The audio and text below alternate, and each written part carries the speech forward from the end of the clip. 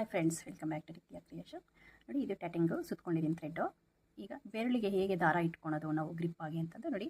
Starting 2 ಬೆರಳ್ಸಲ್ಲಿ ಬೆರಳು ಮತ್ತು ತೋರು ಬೆರಳಲ್ಲಿ ಥ್ರೆಡ್ಡನ್ನು ಇಟ್ಕೊಂಡು ಈ ಥರ 4 ಬೆರಳು ಕೆಳಗಡೆಯಿಂದ ಹಾಕ್ಕೊಂಡು ಕಿರುಬೆರಳಿಗೆ 1 ರೌಂಡ್ ಥ್ರೆಡ್ಡನ್ನು ಹಾಕ್ಕೋಬೇಕು. 1 ರೌಂಡ್ ಥ್ರೆಡ್ಡನ್ನು ಹಾಕ್ಕೊಂಡು ಒಂದು ಸ್ವಲ್ಪ ಶಟಲಿಂದ ಥ್ರೆಡ್ಡನ್ನು ಬಿಚ್ಕೊಂಡು ನೋಡಿ ಈ ಥರ ಇಲ್ಲಿ ಮತ್ತೆ ಈ ಥ್ರೆಡ್ ಶಟಲ್ ಕಿರುಬೆರಳಿಂದ ಬರುತ್ತಲ್ಲ, ಈ ಥ್ರೆಡ್ಡನ್ನು ಮತ್ತೆ ಇಲ್ಲಿ ಇಟ್ಕೋಬೇಕು. ಇವೆರಡು ಜೊತೆಯಾಗಿ ಇಟ್ಕೋಬೇಕು. ಒಂದು ಈಗ ಬಂದಿರುತ್ತೆ, ಒಂದು ಈ ಕಡೆಯಿಂದ ಬಂದಿರುತ್ತೆ. ಈಗ ನೋಡಿ, ಇದು ಶಟಲು. ನಿಮಗೆ ಎಷ್ಟು ಡಿಸ್ಟೆನ್ಸ್ ಬೇಕೋ ಅಷ್ಟನ್ನು ಥ್ರೆಡ್ಡನ್ನು ನೀವು ರಿಮೂವ್ ಮಾಡ್ಕೊಳ್ಳಿ ಶಟಲಿಂದ. ನಿಮ್ಮ ಕೈ ತೆಗೆದ್ರೆ ಎಷ್ಟು ಬೇಕೋ ಅಷ್ಟು ನಿಮಗೆ ನೋಡಿ ಗ್ರಿಪ್ ಹೇಗೆ ಸಿಗುತ್ತೋ ಆ ಥರ ನೀವು ನಿಮ್ಮ ಅನುಕೂಲಕ್ಕೆ ತಕ್ಕಾಗಿ ಥ್ರೆಡ್ಡನ್ನು ರಿಮೂವ್ ಮಾಡ್ಕೊಳ್ಳಿ ಶಟಲಿಂದ. ನೋಡಿ, ಈ ಥರ ಥ್ರೆಡ್ಡು ಇಲ್ಲಿ ಇಟ್ಕೊಂಡು ಇವೆರಡು ಬೆರಳಲ್ಲೇ ಇಟ್ಕೋಬೇಕು. ಶಟಲನ್ನು ಈ ಥರ ಇಟ್ಕೊಂಡು ಕೆಳಗಡೆಯಿಂದ ಮತ್ತು ಮೇಲಿಂದ ತೊಗೋಬೇಕು. ಈ ಥ್ರೆಡ್ ಇರುತ್ತಲ್ವ, ಶಟಲ್ನ ಕೆಳಭಾಗದಿಂದ ಹಾಕಿಬಿಟ್ಟು ಮತ್ತು ಅದೇ ಥ್ರೆಡ್ ಮೇಲ್ಭಾಗದಿಂದ ನಾವು ಶಟಲನ್ನು ಈ ಬೆರಳು ಮೇಲಿರುತ್ತಲ್ಲ ಆ ಥ್ರೆಡ್ ಒಳಗಡೆಯಿಂದ ತೊಗೋಬೇಕು. ನೋಡಿ, ಈ ಥರ ತೊಗೊಂಡು ಎಳಿಬೇಕು. ಶಟಲಲ್ಲಿರೋ ಥ್ರೆಡ್ ಎಳಿದ್ರೆ ಆವಾಗ ಈ ಥ್ರೆಡ್ಡು ಯೂ ಟರ್ನ್ ಆಗುತ್ತೆ. ನೋಡಿ, ಈ ಥರ ಆವಾಗಲೇ ನಮಗೆ ಈ ಥ್ರೆಡ್ಡು ಯೂ ಟರ್ನ್ ಇತ್ತು.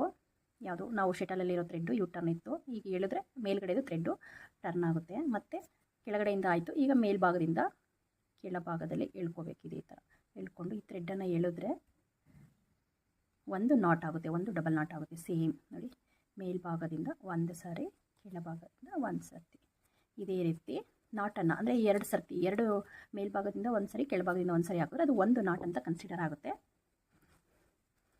ಒಂದು ಡಬಲ್ ಸ್ಟಿಚ್ ಅಂತ ಕರಿತೀವಿ. ನೋಡಿ, ಇಲ್ಲಿ 4 ಆಯಿತು. ಈ ಲೂಪನ್ನು ಬಿಟ್ಕೊಂಡಿದ್ದು ಅದನ್ನು ಎಕ್ಸ್ಟ್ರಾ ಥ್ರೆಡ್ ಬಿಟ್ಕೋಬೇಕು. 2 3 4 ನೋಡಿ. ಮತ್ತೆ ಈಗ ಇಲ್ಲಿ ಇನ್ನೊಂದು ಇದೇ ಥರ ಲೂಪ್ ಬಿಡ್ತೀನಿ.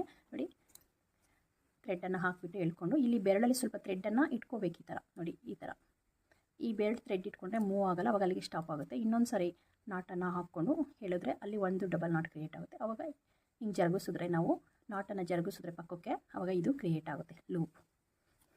ಸೊ ಪೇಷನ್ಸ್ ಬೇಕು ಸ್ವಲ್ಪ. ನೀವು ವೀಡಿಯೋನ ಸ್ಕಿಪ್ ಮಾಡದೆ ನೋಡಿ, ಖಂಡಿತ ಬರುತ್ತೆ. ನೋಡಿ, ಇದು ಬೇಸಿಕ್ ನಾಟ್ಗಳು, ಇದು ಬೇಸಿಕ್ ಪೆಟಲ್ಲು ಹೇಗೆ ಹಾಕೋದು ಅಂತಂದು.